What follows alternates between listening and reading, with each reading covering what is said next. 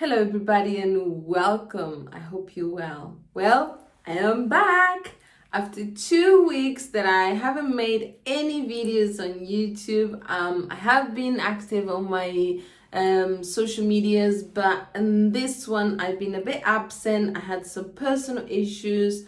And I always like to create a good content. I like to create content that you will take advantage of it, that you will learn something. I like to give you good information. I like to do my research about it. And so I wasn't really ready for that in the last 2 weeks. So I am back here, and I think I am back with a really good subject. We're talking about hair. And hair really is a very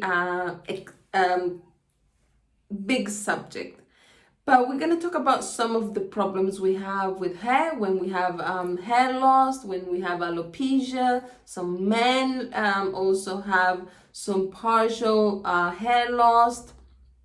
We're going to talk about all of them, but first of all, like I always say, and you probably hear me before, we always have to see the history of everything. And we have to see, like, if we're talking about an organ in the body, we have to see what is that function of that organ. And then when we really understand that, and we look at our emotions, we can understand.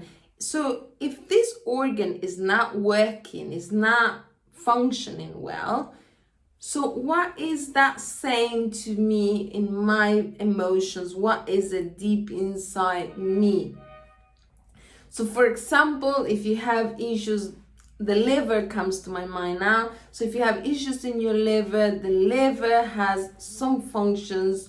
And when we have issues with the liver, we have issues with the lack of love, lack of food.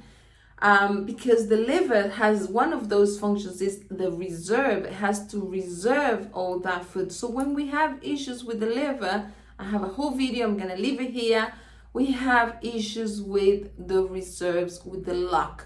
And that goes sometimes with the lack of faith also, which I have seen, and I think I have exposed that, a beautiful story in that video about the liver.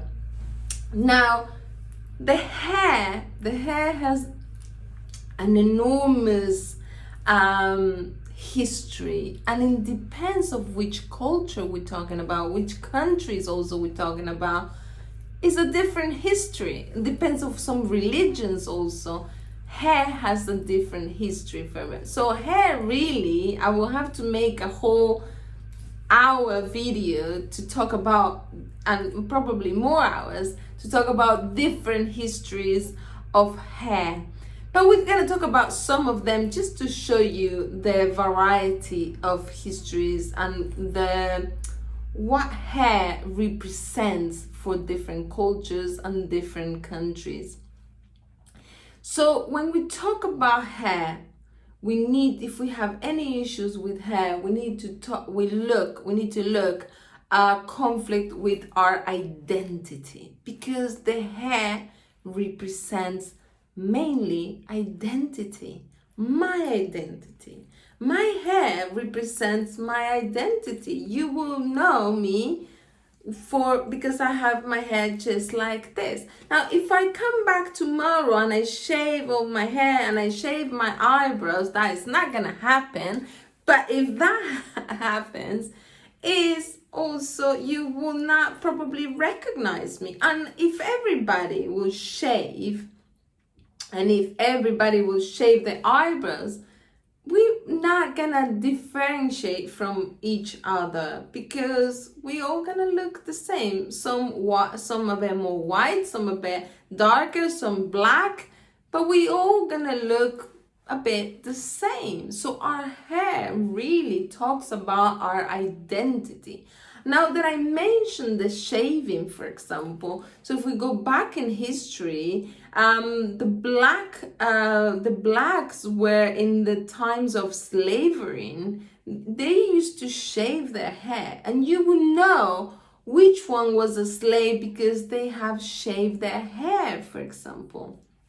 And then later on, it was this revolution about the hair and making hair beautiful, and those big gorgeous afros came, and they used to have this comb on top of the afro, and it was beautiful. Because, and then people started experiencing with hair and trying new hairstyles, because that will make them different from each other. But that tells you so much about hair. Also, for example, which I've been learning a lot from this YouTube guy, Peter. I'm gonna leave you on this description. He has amazing videos about the Hassidic Jews in America, for example. That's where he's filming. And I learned so much from him also in those videos, and about the Hassidic community. And so, for example, men in the Hassidic community will have these curls here, right in the corner, and it has a whole story about history, about why they do it here, but they call payot, and I hope I pronounce it properly, but it's called payot. And so they will have these curls here, and you will recognize a Hasidic Jew because of men, because of these curls. Now, women in that community, once they are single, they will wear their natural hair. Now, when they get married, they will wear a wig, or they will wear a pashmina or something to cover the hair, because the hair, once they marry, it's only left for the men, for the husband to be seen, which I found that fantastic and such a beautiful story.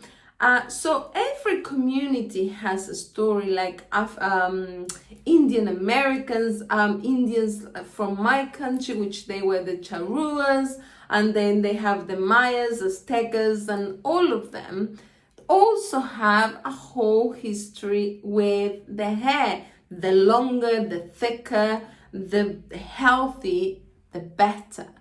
And also because there was this idea that the longest that the hair was, they were more connected to God and to the divinity. Now also the Buddhas also have their shaved head. Everybody has a history behind about the hair, right? And we all can feel different because of the hair that we have, right? So hair, the first thing hair is identity. Also, now I remember a story in Africa, in some countries still in Africa, when a woman loses her husband, they shave her hair. Now, not everybody still do it these days, but that was a sign. If a woman was shaved, that's because that woman has lost her husband. So hair, to give a little context, is identity, is our identity. That's what differentiates us from others.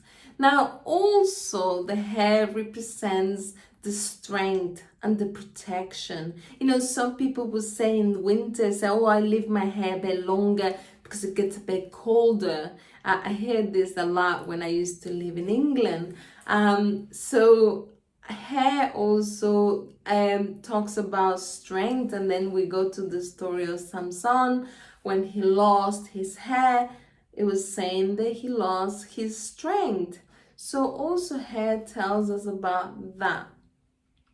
But also hair is that cable to earth that we say in Spanish, del cable a tierra, the cable that puts you down to earth, that cable that puts you on your roots, yeah, that cable that keeps you aligned in a way, yeah.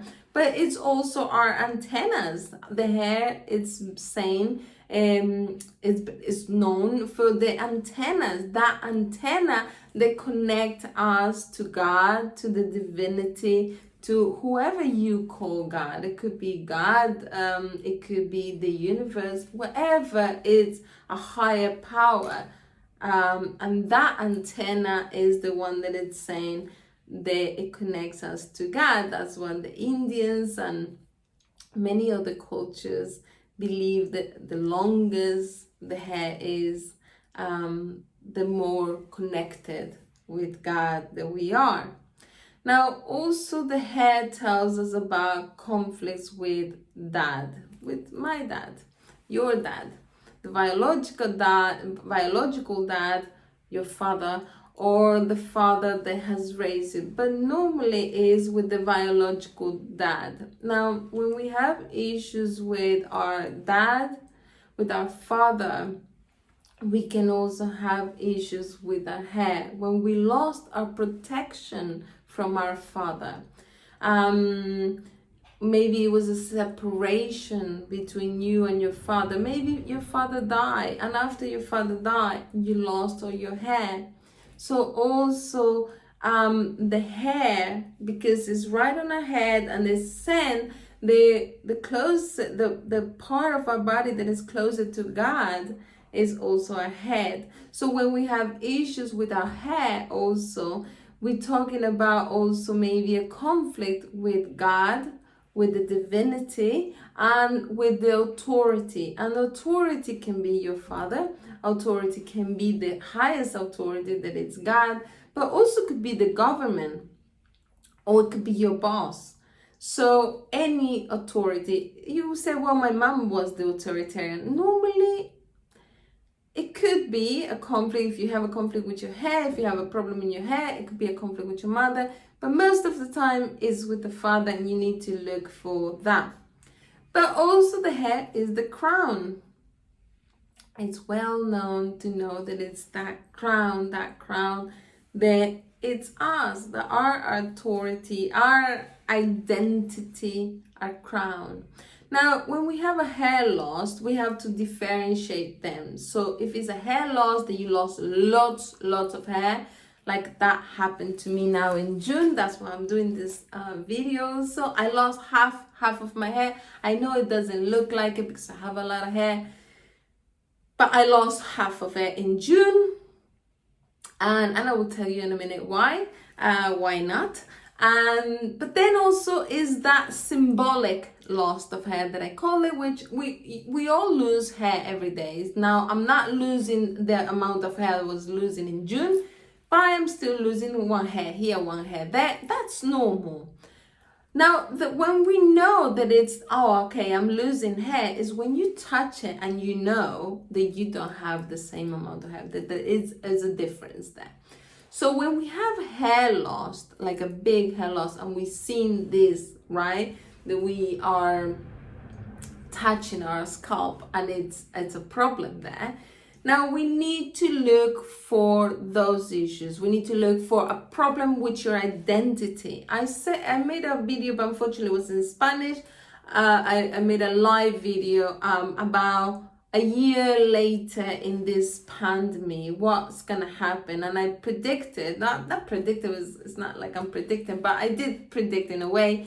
There was going to be a lot of problems with our skin, a lot of problems with the lungs still, although you didn't have COVID, let's say, but those were predicted because what we call the anniversary syndrome. So when something happens, let's say last March you had an issue, you lost your family member. So this March, you may have a complete rash on your skin, or an allergy on your skin, and that tells you about separation.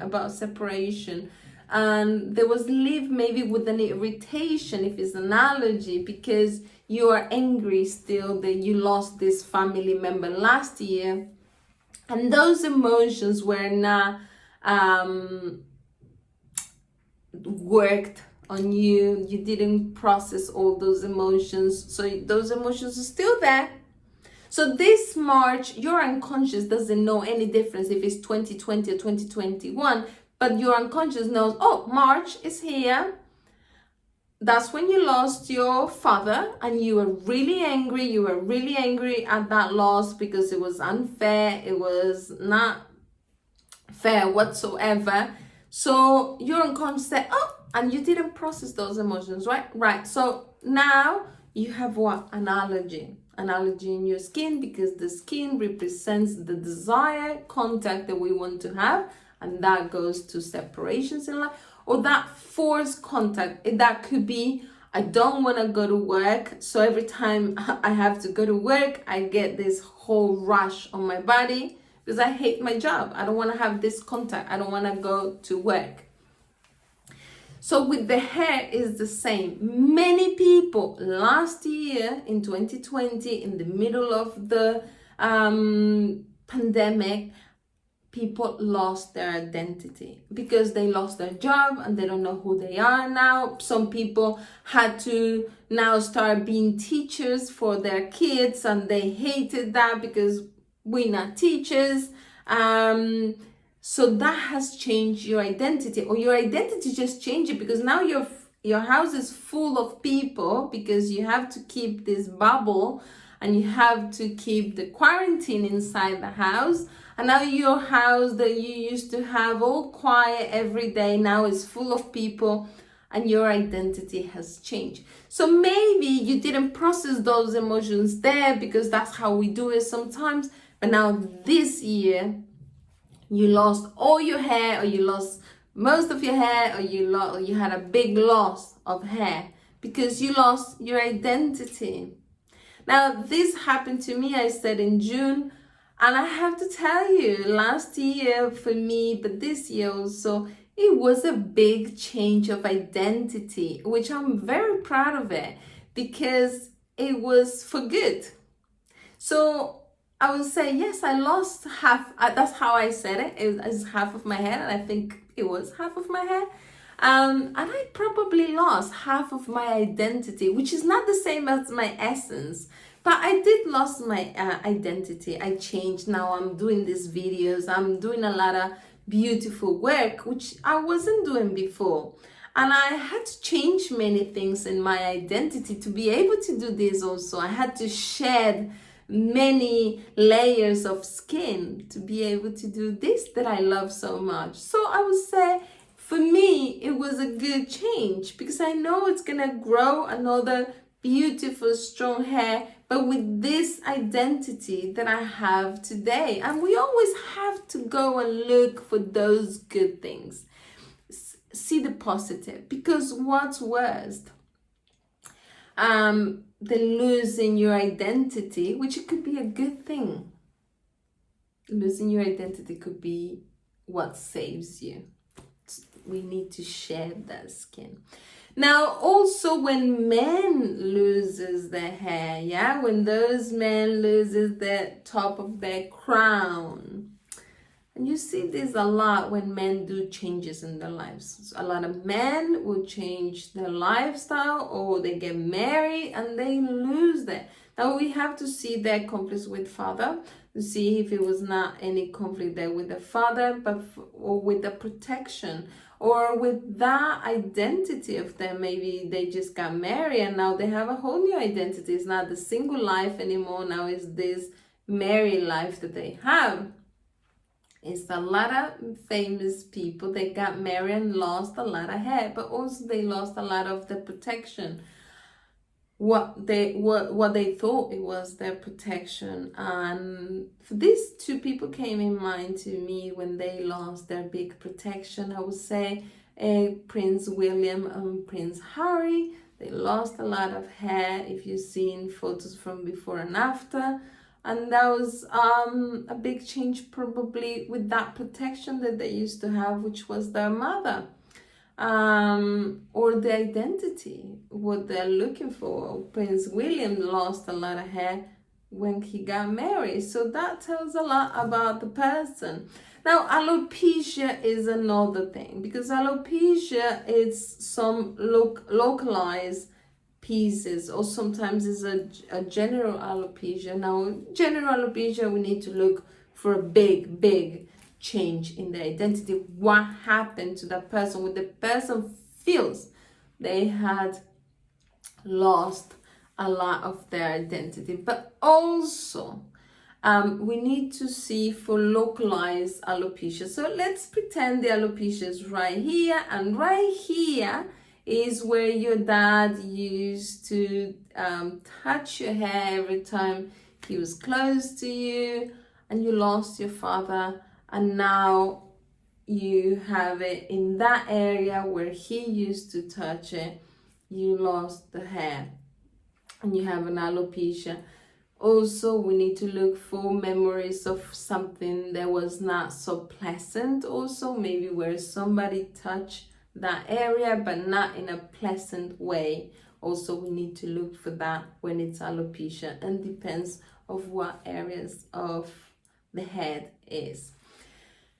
I think this sums up all of it about hair. I think I could keep talking hours about different people. We have the Britney Spears story also. And if you look at the story today, you will know that in that time when she shaved famously her hair, she was losing her identity. She didn't want to be that person. So she went and shaved her hair, and that all makes sense today, maybe to you, and maybe in that time also, but today also makes more sense. So anyways, that's my video for you today. I hope you learned from this video. I hope this video has helped you, and I will see you in the next videos with more content for you. Take care and goodbye.